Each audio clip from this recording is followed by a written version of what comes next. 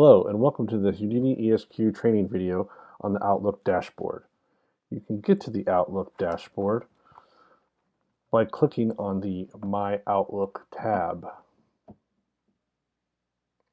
here at the top of the dashboard section. The Outlook dashboard is a great way to see everything that you need to work on in the upcoming days. I highly recommend making this dashboard your default dashboard. On the left-hand side of the screen is the billing breakdown and budget alert section.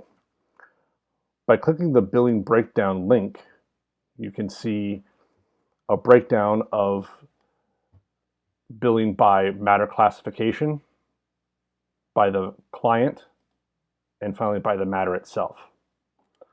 To go back to the Outlook dashboard, just click on the Outlook link on the top right-hand corner.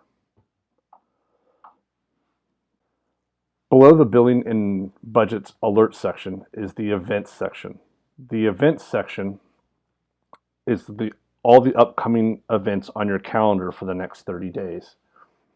You can mark any of these events as closed or done by clicking the green checkbox on the right-hand side. You can also edit any of these events simply by double-clicking them. You'll notice now we have a events form screen that just popped up.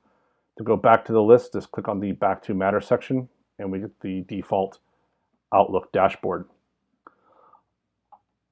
On the top right-hand section of the screen, you'll see an orange icon with the number 1 in it. That's to let you know that you have one new notification in the system. You can see your notifications by clicking on the Notices checkbox, and that will show the Notices panel. You can acknowledge your notice by clicking on the green check mark on the far right-hand side. Once you click it, your notice goes away and you now have the all clear icon. To close this panel, just simply click on the Notices checkbox again and you'll see we only have the incomplete tasks list.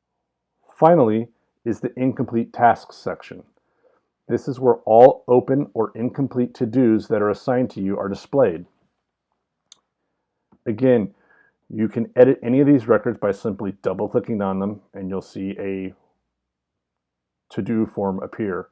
To go back to the list, click to the Back to button and you'll go back to the incomplete tasks list.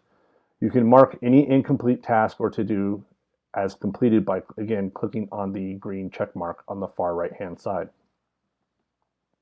And that concludes the Outlook dashboard training video. Thank you for joining me.